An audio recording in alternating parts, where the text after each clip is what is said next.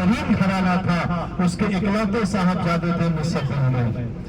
اس زمانے کا جو سب سے مہنگا جوڑا ہوتا وہ مصعب بن عمیر پہنتے، خوشبو ایسی لگاتے کہ جس علاقے سے گزرتے وہ علاقہ گھنٹوں گھنٹوں مہکتا۔ لوگ خوشبو سن کر کے بتا دیتے کہ اس علاقے سے مصعب بن عمیر گزرے ہوں گے۔ حضرت عثمان غنی رضی اللہ تعالی عنہ کی دعوت پہ آپ نے اسلام قبول کیا۔ جب آپ نے اسلام قبول کیا تو ان کے چچا نے کہا کہ جب تم نے اپنے باپ کے دین کو چھوڑ دیا تو اس کی دولت پہ تمہارا کوئی حق نہیں، کوئی اختیار نہیں۔ حضرت مصعب بن عمیر رضی اللہ تعالیٰ عنہ نے وہ دولت ٹھکرا دی لیکن دین حق کو نہیں چھوڑا۔ پھر انہیں ڈرانے کے لیے دھمکانے کے لیے کہا گیا کہ جو تمہارے جسم پہ قیمتی لباس ہے یہ لباس بھی اسی دولت کا حصہ ہے۔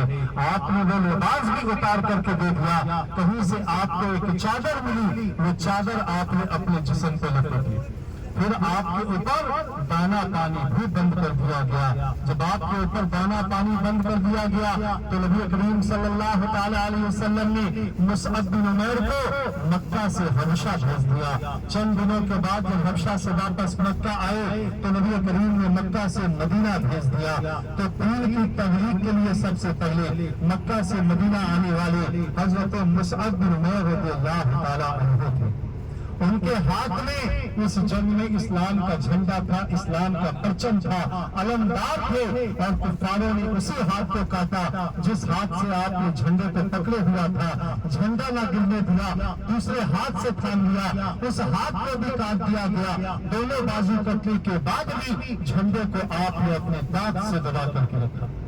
پھر پیٹ میں نیزہ مار کر کے آپ کو شہید کر دیا گیا۔ اِنَّ لِلَّهِ وَإِنَّ إِلَيْهِ رَاجِعُونَ۔ جب آپ شہید ہو گئے تو آپ کے جسم پہ وہی ایک چادر تھی جو اتنی بڑی تھی کہ سر کو ڈھانپتے تو پیر کھلتا اور پیر ڈھانپتے تو ان کا سر کھلتا۔ نبی کریم نے فرمایا کہ ان کے سر کو ڈھانپ دیا جائے اور پیر پہ اس زمانے میں یزغر نام کی گھاس ہوتی تھی اسے رکھی گئی۔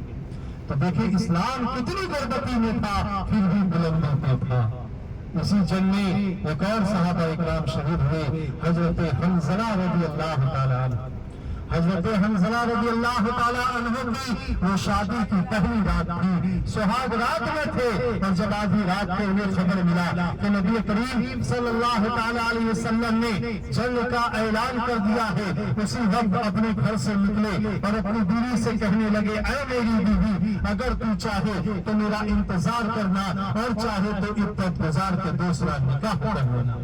ایک دن کا دلہا اور ایک دن کی دلہن۔ ان کی بیوی کا جواب بھی لاجواب تھا۔ ان کی بیوی نے کہا میرے شوہر میرے سرتاج میں آپ کا انتظار کروں گی، اگر زندہ آ گئے تو قیامت تک میں غازی کی بیوی کہلاؤں گی، اور شہید ہو گئے تو قیامت تک میں شہید کی بیوی کہلاؤں گی۔ سبحان اللہ۔